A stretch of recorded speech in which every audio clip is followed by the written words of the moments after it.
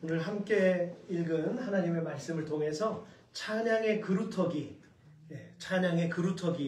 제목으로 주의 뜻을 나누도록 하겠습니다.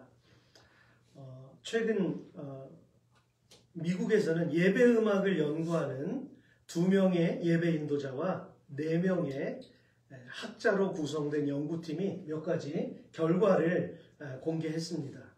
이들은 지난 10년간 교회 안에서 어떤 노래들이 인기를 얻고 불려졌는지를 조사하면서 실제적인 메커니즘을 발견했는데요.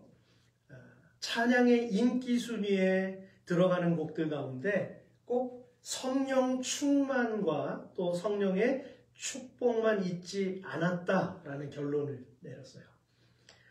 연구자들은 2010년 이전에 쓰여진 인기 있는 예배 노래들이 교회보다는 주로 다양한 예배자들에 의해서 작곡되었지만 2020년까지 쓰여진 대부분의 노래들 38곡 중에 22곡은 4개의 대형교회가 그리고 다른 8곡은 그 교회에 소속된 예술가들에 의해서 만들어졌고요.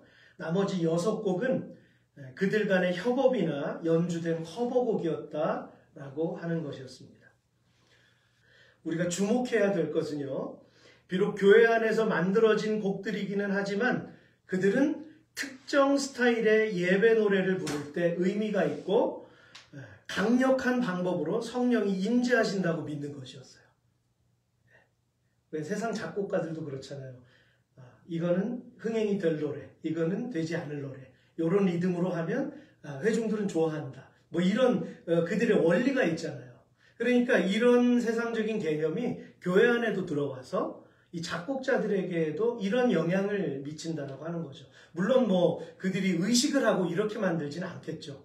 하지만 타성에 젖어서 익숙해지다 보니까 성령 하나님 혹은 성자 예수 그리스도 살아계신 창조주 하나님 그분의 영광을 돌리는 것보다는 주로 이 포커스가 누구에게 맞춰져 있습니까? 사람에게 맞춰지는 거예요. 위로함을 받는 것, 내가 편안해지는 것, 그죠? 그런 쪽으로 찬양의 포커스가 맞춰진다라고 하는 것입니다. 그래서 그 곡들 가운데는 십자가나 구원에 대한 이야기가 없고요. 그것을 찬양하는 내용들이 희미해진다라고 하는 것입니다. 그리고 많은 내용이 하나님은 지금 저를 위해 무엇을 하고 계십니까? 혹은 하나님은 미래의 저를 위해 무엇을 하겠다고 약속하십니까? 라는 등의 이런 내용들이 즐비하다는 거죠. 마치 작업적인 작곡가들이 유행할 만한 패턴의 곡들을 뽑아내듯이 이 크리스천 작곡가들도 회중들의 성향을 맞춰간다라고 하는 것입니다. 그렇다면 우리가 이런 것을 느낀다고 한다면 그러면 성경에서는 무엇을 말씀하실까? 하나님은 우리에게 어떤 예배를 요구하실까? 그것을 우리는 찾아야 합니다. 이사야서 5장 12절에서는 우리에게 이런 말씀을 주세요. 한번 집사님 읽어주시겠어요? 네. 그들이 연애에는 수금과 비파와 소고와 피리와 포도주를 갖추었어도 여호와께서 행하시는 일에 관심을 두지 아니하며 그의 손으로 하신 일을 보지 아니하는도다. 아멘. 무슨 말씀인가요? 예배할 수 있는 장소나 수많은 악기와 시스템을 다 갖추고 있어도 정작 그것을 사용하는 사람들이 하나님께서 예배자들을 향해 바라시는 일들 또한 그분의 역사하심에 전혀 관심이 없다는 거예요. 하나님은 이미 오래전부터 이것을 인간의 습성을 알고 계셨어요. 관심이 없는 것이죠. 여러분, 믿음의 변화 중심엔 언제나 십자가가 있는 줄로 믿습니다. 그래서 우리가 십자가 찬양하잖아요. 십자가. 많은 분들이 주일 예배에 딱 참석해가지고 내 마음이 좀 편해지면 오늘 은혜 받았다. 근데 마음은 좀 거북해도 하나님께서 내게 찌르시는 말씀이 있었고 내 가슴에 새겨지는 말씀을 들었다라고 한다면 그것이 은혜 받은 날이에요. 그런데 많은 사람들이 뭔가 좀 착각을 하고 가요.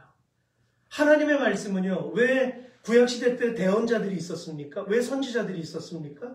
사람들이 도무지 하나님의 율법을 깨닫지 못하니까 입술로 외치는 자들을 세우신 거예요. 하나님이 그들의 입술을 대신해서 선포하게 해주신 거예요. 좀 맞으라고 방망이질 치고 하나님께서 깨닫게 해주시는 거죠. 마찬가지로 설교자를 세우신 이유도 그건데, 요즘엔 얼마나 화술이 좋고 얼마나 지식이 해박하고 얼마나 많은 것들을 가지고 있는가에 저울질 당하고, 그죠? 그러나 하나님의 말씀을 제대로 전하지 못하면 아무리 귀에 달콤한 말을 전해줬다 할지라도 저는 사꾼이 될 수밖에 없습니다. 사꾼이 뭡니까? 하나님께 은혜는 받고 살지만 도무지 하나님을 드러내지 않는 게 사꾼 아니에요? 여러분, 그러므로 오늘 하나님께서 어떤 예배를, 어떤 찬양을 원하시는지 우리가 귀를 기울여야 할 것입니다. 제가 앞서서 여러분들에게 말씀드렸던 이 몇몇의 연구자들처럼 저도 이렇게 요즘 불러지는 곡들의 변화를 보면서 그분들이 이야기하는 걸 공감할 때가 있었어요. 어떤 음악적인 스킬이나 재능들은 이전 세대보다 뛰어나요. 그런데 조금 왠지 허전하고 왠지 마음속에 채워지지 않는 부분들이 있을 때 도대체 뭐가 문제일까라고 더듬어 보면 십자가, 예수 그리스도의 우리를 구속하신 그 사랑의 그러한 이야기들이 많이 결핍이 되어져 있다라고 하는 것입니다. 오늘은 한 가지 찬양을 제가 같이 소개해드리면서 같이 하려고 하는데요. 예수 피를 힘입어라고 하는 찬양입니다. 이 찬양의 가사를 보면 주의 보좌로 나아갈 때에 어떻게 나아가야 할까? 나를 구원한 주의 십자가 그것을 믿으며 가네. 자격 없는 내 힘이 아닌 오직 예수님의 보혈로, 자격 없는 내 힘이 아닌 오직 예수님의 보혈로, 십자가의 보혈이 완전한 사랑이다 라고 하는 이 찬양의 가사가 있습니다. 이 찬양도 최근에 만들어진 거예요. 그런데 무엇이 집중이 되어 있습니까? 예수 그리스도의 보혈, 그분의 사랑, 그분의 은혜. 내가 하나님 앞에 서지만 왜 이렇게 또 깨지고 이렇게 무너질 수밖에 없는 존재인가?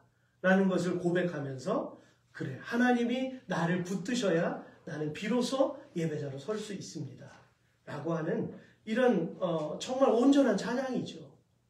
이 찬양 우리 한번 불러볼까요? 예수의 피를 힘입어.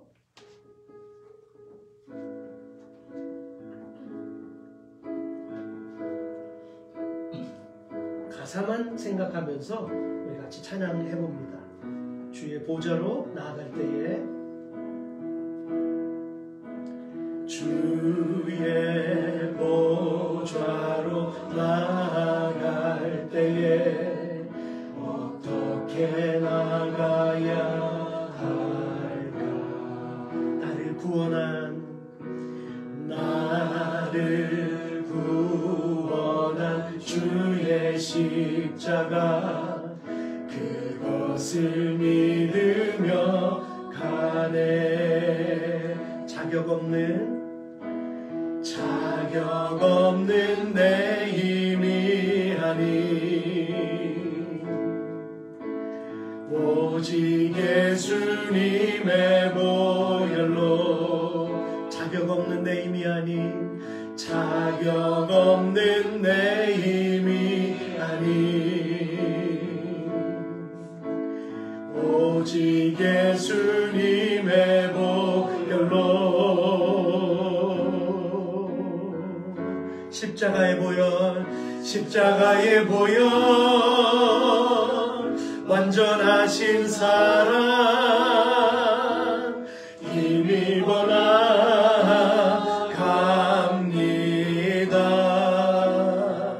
십자가의 보혈 완전하신 사랑 힘입어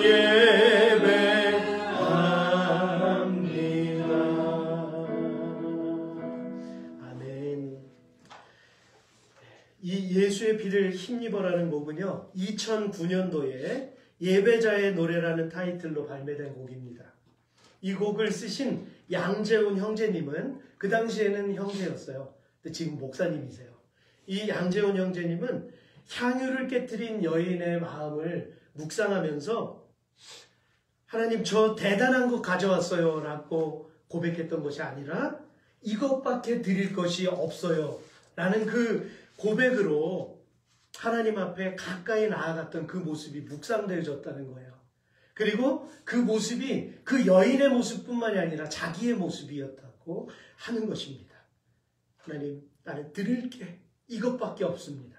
하나님, 나는 자격이 없습니다. 나는 죄인입니다. 그래서 우리는 예수의 피를 힘입을 수밖에 없다는 그런 고백을 드려야 한다는 것이죠. 연약하기 때문에 우리가 하나님 바라보는 것 아니겠습니까? 내가 완전하다고 믿는 사람들은 무신론을 외치고 세상에서 자기 지식을 자랑합니다. 그러나 내가 연약하다고 믿는 사람들은 십자가 앞에 무릎을 꿇습니다. 십자가 그늘 앞에 안식을 얻습니다. 오늘 본문 전반부에 등장하는 스랍들의 찬양과 일치한다고 저는 믿습니다. 아까 이 예수 피를 힘입어라는 고백을 한 그 목사님과 오늘 주께서 높은 보좌에 앉으셨는데 그 옷자락은 성전에 가득합니다. 천사들이 모여서 서로 창하여 외치고 그 소리는 성전에 가득합니다. 거룩하다, 거룩하다, 거룩하다, 만군의 여호와여. 그 영광이 온 땅에 충만하도다. 성령의 하나님이 이 성경이 하나님의 감동으로 기록된 것처럼 하나님께 드리는 찬양도 역시 성령의 감동, 하나님의 임재하심 속에서 불러져야 한다고 믿습니다. 그러면 어떻게 해야 할까요? 예수님께서 십자가를 앞두고 제일 먼저 향하신 곳이 어디입니까? 성전이었어요. 예루살렘 성전이었습니다. 들어가시자마자 어떻게 합니까? 예배하는 자들의 상을 둘러 엎으셨죠. 장사하는 곳이 아니었기 때문입니다. 그들은 예배자 스스로가 예물을 직접 준비해서 가져오는 이 과정들을 불필요하게 만들어버렸어요. 왜냐하면 이미 다 앞터 서비스로 준비된 그러한 모든 것들이 갖춰져 있잖아요. 그러니까 저 멀리 일주일 걸려서 3일 길 이렇게 걸어서 와야 되는 그 여정이 자기가 끌고 양을 끌고 와야 되잖아요. 자기가 소를 끌고 와야 되잖아요. 비둘기 그 세 장을 들고 와야 되잖아요. 네. 깨끗한 것으로 준비된 그런 예물을 가지고 그들은 멀리서부터 마음가짐을 정결하게 하고 성전에 왔어야 돼요. 그래야 그 예배를 하나님이 흠양하시죠. 근데 이 과정이 스킵됐어요. 완전히 없어지고 그냥 저기 가면 좋은 거 준비되어 있을 거야. 돈만 가지고 이렇게 딱 사가지고 바로 거기서 즉석으로 예배를 드리는 거죠. 즉석밥 먹는 것처럼. 정성스럽게 밥을 짓는 그 과정이 없다라고 하는 것입니다. 그걸 아시기 때문에 예수님은 성전으로 먼저 가신 거예요. 그래서 거기를 척결하셨습니다. 청결하게 둘러 엎으셨습니다. 네가 무슨 권위로 그렇게 하느냐. 제사장들이 막 화를 냈잖아요. 하나님의 아들의 권위로 그렇게 하신 것이죠.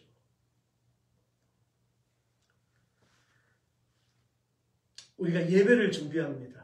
찬양과 경배가 쉽던가요? 어떤 사람은 쉽게 생각할 수도 있어요. 그러나 콘티대로 잘 맞추어서 이 노래를 하고 연주하면 하나님께서 만족하신다는 보장이 어디 있을까요?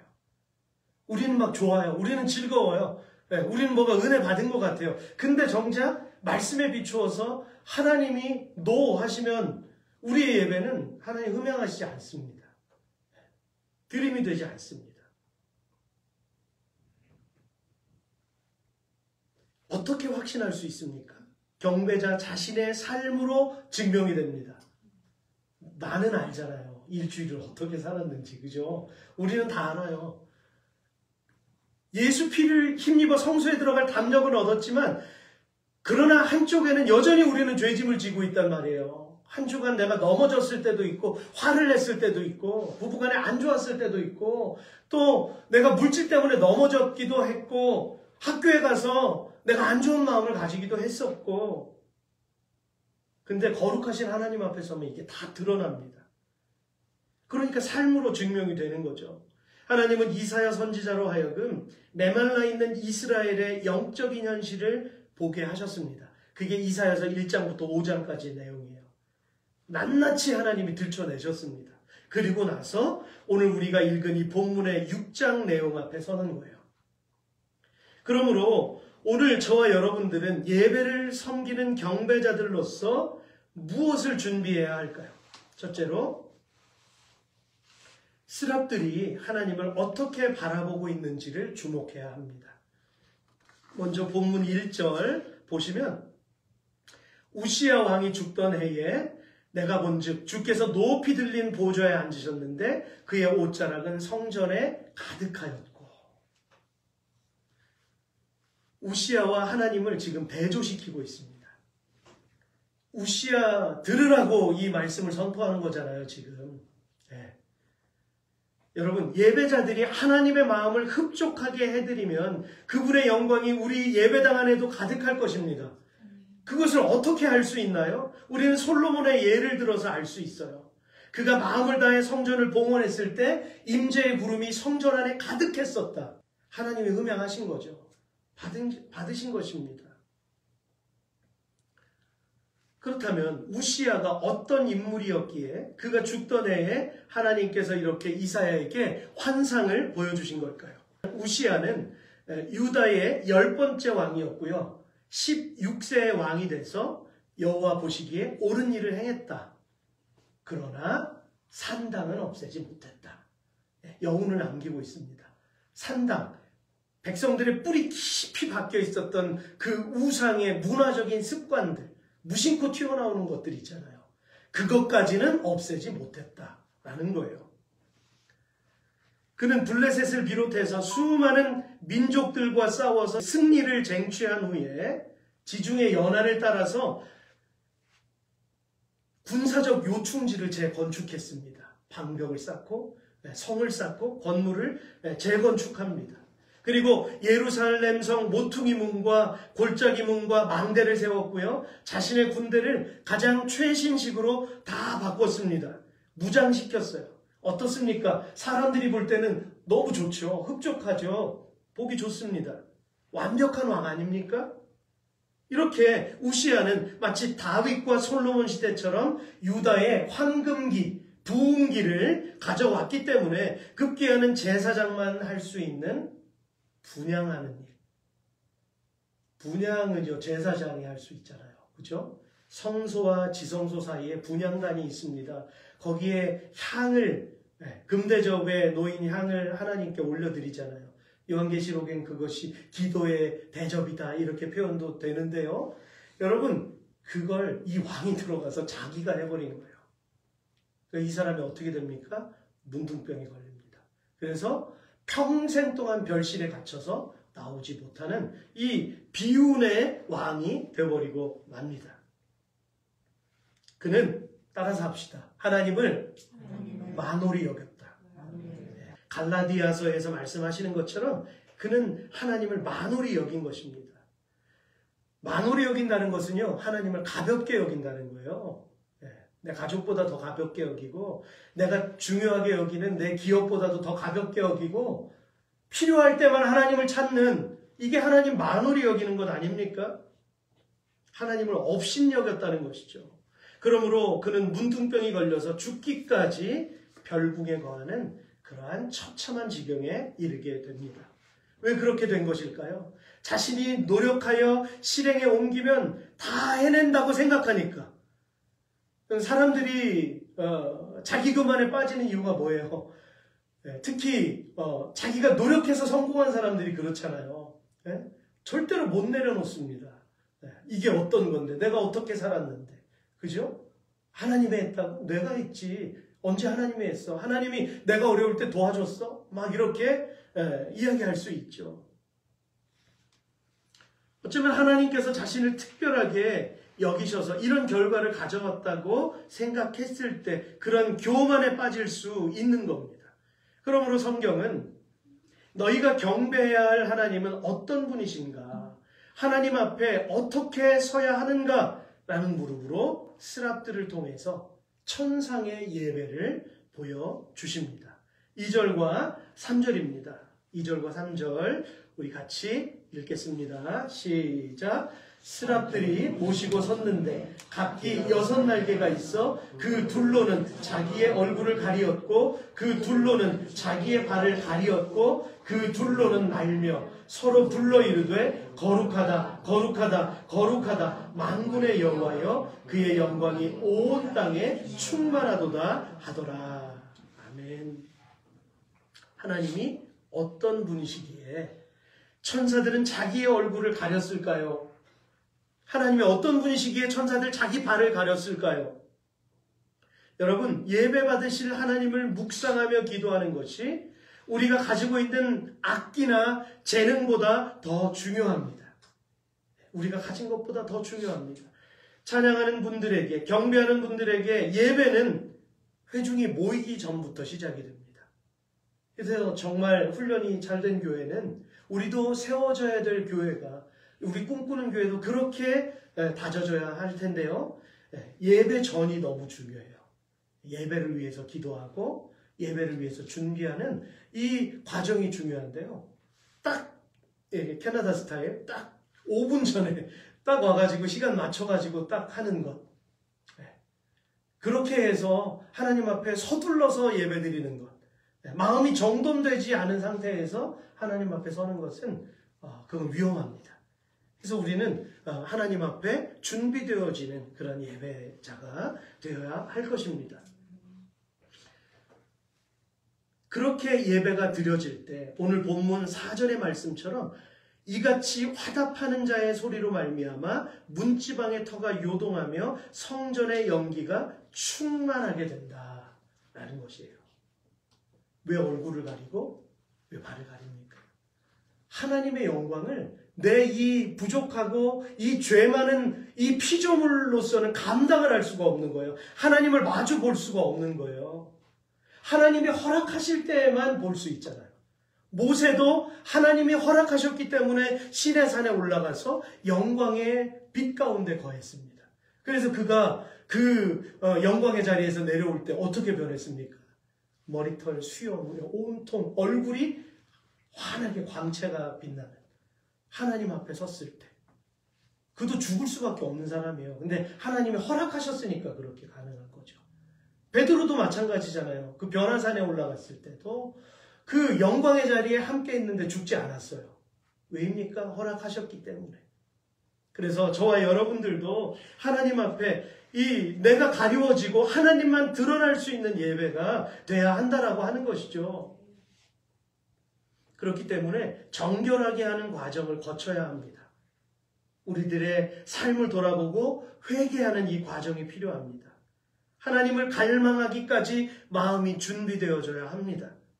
바로 그렇게 예배가 드려질 때 오늘 본문 4절의 말씀처럼 하나님의 이제 임재하심을 경험하게 되는 거죠. 둘째는 우리는 예배를 위해서 무엇을 준비해야 할까요? 하나님의 요청에 응답하는 것입니다. 하나님이 무엇을 말씀하시는지 그것에 반응하는 거죠. 이사야 1장 2절과 4절에서는 유다의 상태에 대해서 이렇게 말씀하셨어요.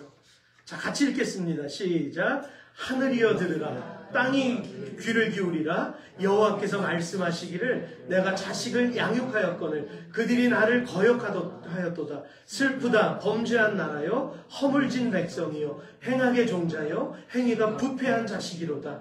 그들이 여호와를 버리며 이스라엘의 거룩하신 이를 만홀히 여겨 멀리하고 물러갔도다.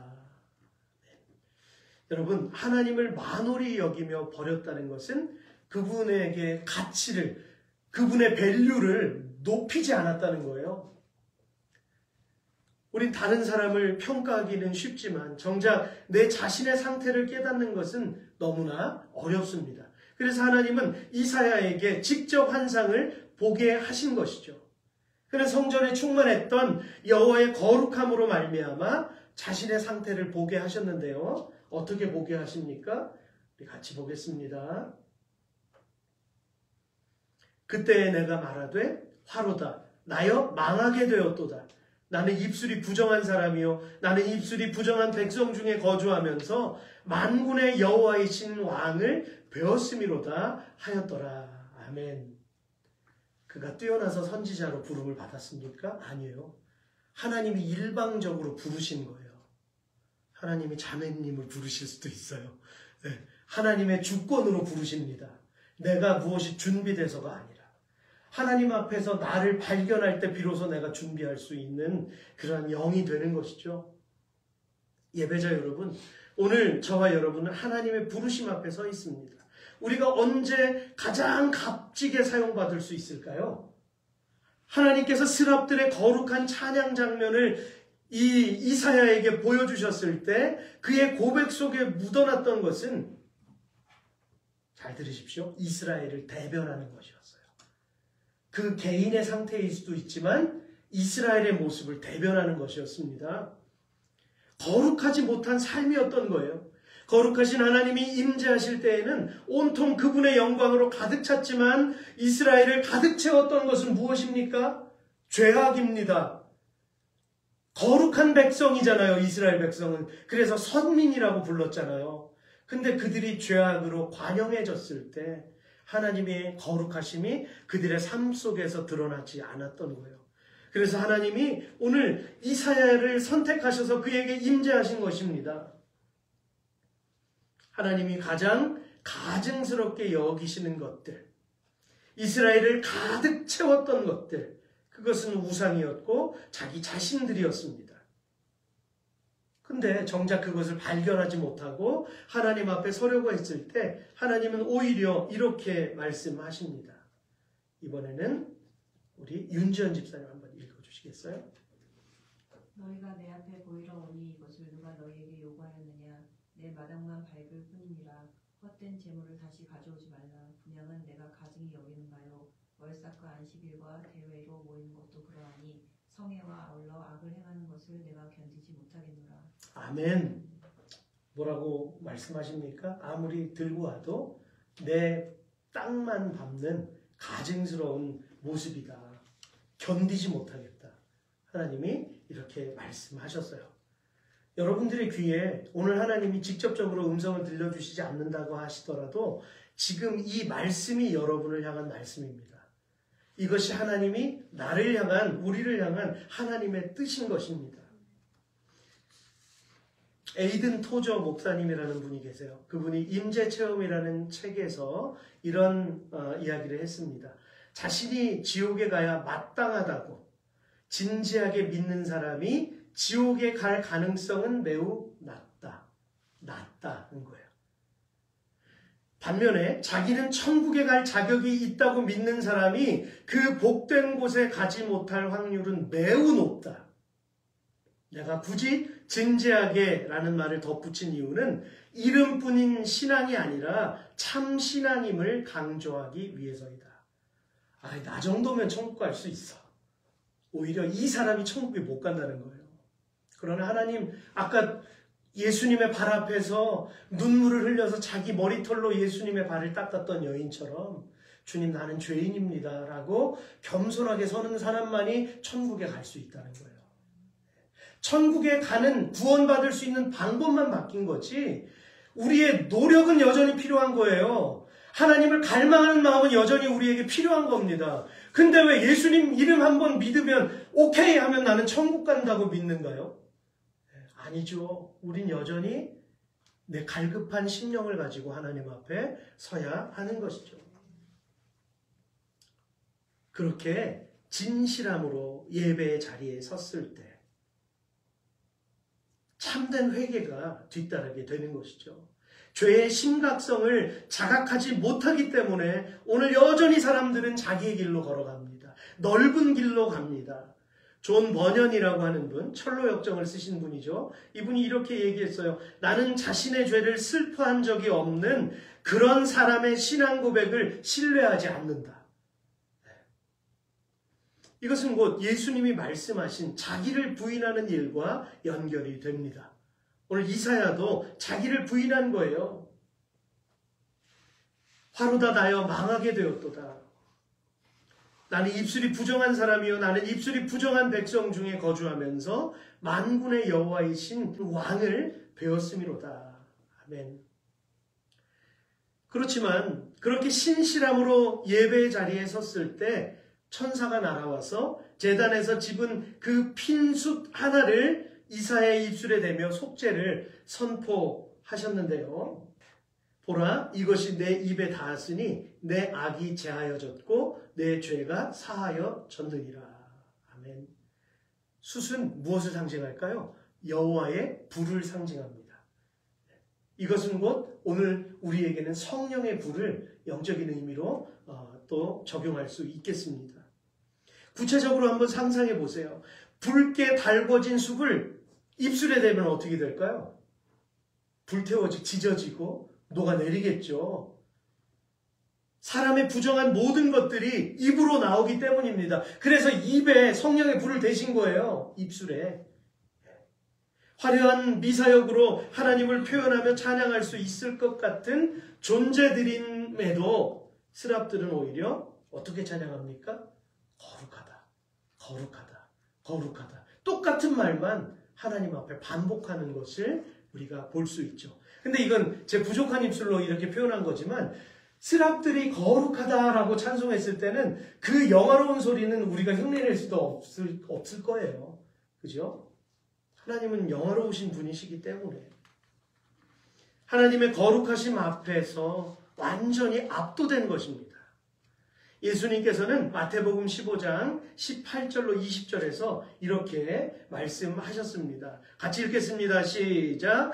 입에서 나오는 것들은 마음에서 나오나니 이것이야말로 사람을 더럽게 하느니라. 마음에서 나오는 것은 악한 생각과 살인과 간음과 음란과 도둑질과 거짓 증언과 비방이니 이런 것들이 사람을 더럽게 하는 것이요 씻지 않은 손으로 먹는 것은 사람을 더럽게 하지 못하느니라. 언젠가 우리 큰딸아이와 차를 타고 가다가 이제 신호를 받고 딱 섰어요. 근데 앞차, 이 옆에 있는 차가 이 앞차 때문에 좀 자기가 하고 싶은 행동을 못했던 것 같아. 크락션을 크게 올립니다. 그러니까 그 앞에서 차가 쌩 지나가면서 뭐라고 하는 줄 아세요? 창문 밖으로 손을 내밀면서 욕을 합니다. 무언의 욕이죠. 저랑 제 딸이랑 같이 그 광경을 봤어요. 그랬을 때 제가 이렇게 얘기했습니다. 저렇게 하면 자기가 더러워지는 건데 저 사람은 자기를 보지 못한 거야. 자기의 인격을 드러낸 거잖아요. 여러분, 내가 막 내 위에 사로잡혀가지고 막 화를 막 낼 때 내고 나면 하나님 앞에서 무한하잖아요. 그죠? 왜 그렇습니까? 나는 그런 존재가 못 되는데 내 모습을 그냥 드러내는 거잖아요. 우리가 찬양을 하면서도 얼마나 쉽게 판단하고 정죄합니까? 예배하면서도 예배하는 입술 가지고 세상으로 가면 다른 이야기를 할 때가 있다는 거죠. 이사야는 하나님의 임재 속에 죽을 것만 같아서 화로다 나여 망하게 되었도다 절망할 수밖에 없는 그때 오히려 주의 목소리를 듣습니다. 내가 누구를 보내며 누가 우리를 위하여 갈고. 하나님 앞에 반응하니까 하나님이 이렇게 말씀하시는 거예요. 내가 너 그렇게 부족한 줄 알아. 네 상태를 난 다 알아. 그러나 나는 너를 쓰기를 원한다. 나는 너를 보내기를 원해. 하나님이 지금 이렇게 말씀하시는 거죠. 거기서 이사야는 순종을 합니다. 주여 나를 보내소서. 내가 여기 있나이다. 세 번째로 우리는 예배를 위해 무엇을 준비해야 할까요? 우리가 찬양해야 하는 자리, 그곳을 준비해야 합니다. 홀리플레이스를 준비해야 돼요. 홀리플레이스는 이 지하교회일 수도 있고 여러분들의 마음일 수도 있습니다. 우리가 찬양해야 하는 그 자리. 여러분, 코로나 팬데믹을 지나면서 어느 날 주위를 둘러보니까 이전과 다른 세상이 돼버렸어요. 코로나 전의 세상과 후의 세상은 너무 많이 달라졌어요. 세계 곳곳에서 산불이 일어나고 곳곳에서 지진이 일어나고 곳곳에서 전쟁이 일어나고 곳곳에서 이상기온 현상이 일어나고 물고기들이 떼죽음을 당하고 그런데도 정신을 못 차리고 그런데도 자기가 하고 싶은 대로 극으로 치닫는 그 사람들의 모습을 우리가 보게 되는 것이죠. 이렇게 인간은 완악합니다. 중요한 것은 우리 믿는 사람들의 마음마저도 메말라가고 있다는 거예요. 환경의 지배를 받고 사람들의 지배를 받고 사람들의 말, 내가 상처받은 게 더 중요해요. 하나님 말씀보다. 그래서 내 상처받은 것 이거 수습하다가 하나님께서 주신 사명 잃어버리고 시간을 놓치는 인생을 낭비하는 인생이 너무나 많다는 거예요. 우리는 그러지 말아야죠. 지나간 건 지나간 거고 하나님이 오늘 내게 원하시는 것은 그것을 꼭 붙잡아야 되는 겁니다. 붙잡으면 그 완전한 것이 새롭게 되고 하나님께서 또다시 새로운 내 인생을 펼쳐주실 줄로 믿습니다. 새로운 인생은 내 영이 변하는 겁니다. 내 마음이 변하는 거예요. 이 굳어진 마음들. 그러나 누가 이렇게 만들었습니까? 사람들은 원인과 해결책을 찾으려 애써보지만 우리의 죄악 때문입니다. 누구도 하나님이 이렇게 하셨다라고 말할 수 없는 그런 입장까지 몰린 것이죠. 여러분, 유튜브에 수많은 말씀들이 전해지고 있지만 어째서 바뀌지 않는가요? 어째서 사람들은 여전히 똑같은 삶을 살 수밖에 없나요? 오늘 본문 9절과 10절에서 이렇게 말씀하고 계세요. 우리 같이 읽겠습니다. 시작. 여호와께서 이르시되 가서 이 백성에게 이르기를 너희가 듣기는 들어도 깨닫지 못할 것이요 보기는 보아도 알지 못하리라 하여 이 백성의 마음을 둔하게 하며 그들의 귀가 막히고 그들의 눈이 감기게 하라. 염려하건대 그들이 눈으로 보고 귀로 듣고 마음으로 깨닫고 다시 돌아와 고침을 받을까 하노라 하시기로. 아멘. 그렇습니다. 분명 수없이 보고 듣는 풍요로운 환경인데도 불구하고 깨닫지 못하고 알지도 못하게 된다라는 이 원인 제공을 하나님께서 하신 것으로 해석하면 안 되고요. 이사야를 통해 왜 많은 하나님의 사람들이 실패할 수밖에 없는지를 오늘 깨닫게 하시는 그 말씀인 것이죠. 그러므로 여기에서 우리가 초점을 맞춰야 할 것은요. 무엇이 우리의 눈과 귀와 입을 막아버렸느냐라는 것입니다. 무엇이 내 눈을 막아버렸나. 잘 읽혀지던 말씀이 어느 날부터는 막힐 때도 있어요.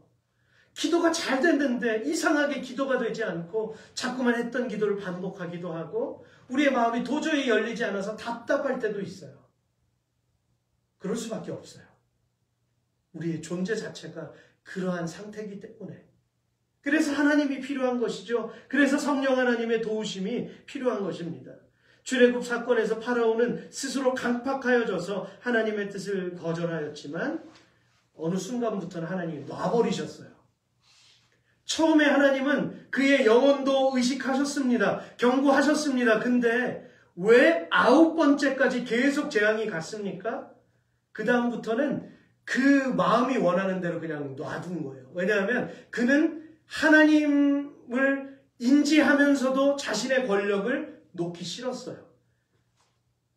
자기께 더 중요했어요. 그랬기 때문에 자기의 원악함을 바꾸지 않잖아요. 그러니까 어느 순간부터 하나님 놔두시는 겁니다. 악한 자들은 악한 자들의 길로. 그래서 우리는 하나님을 원망할 수 없어요. 종국에 가서 심판대 앞에 섰을 때는 우리가 하나님 앞에 항변할 수 없습니다. 왜냐하면 하나님은 기회를 계속 주셨거든요. 우리 인생의 시간들을 주셨어요. 그런데도 돌이키지 않았다면 그건 우리의 몫입니다. 우리가 자유의지를 통해서 악한 것을 선택했기 때문에 그 결과를 받아들여야 되는 거예요. 말씀과 기회를 저버리고 죽음을 자처하는 세상의 왕을 그냥 놔두신 것입니다. 우리에게 적용해 볼까요? 하나님이 뜻을 거두시면 그 자리는, 그 사람은 누구의 차지가 됩니까? 예수님께서 겟세마네 동산에서 기도하실 때 검과 몽치를 들고 온 이 제사장의 무리들에게 말씀하셨어요.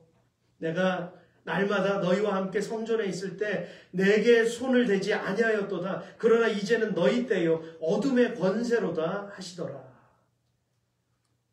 그전에는 예수님께 손을 못 댔어요. 그죠? 상을 뒤엎을 때도 예수님께 손을 못 댔어요. 근데 지금은 손을 대잖아요. 그죠? 하나님이 그들을 그냥 놓으신 거예요. 그들의 마음을 그렇게 하도록 놔두신 겁니다.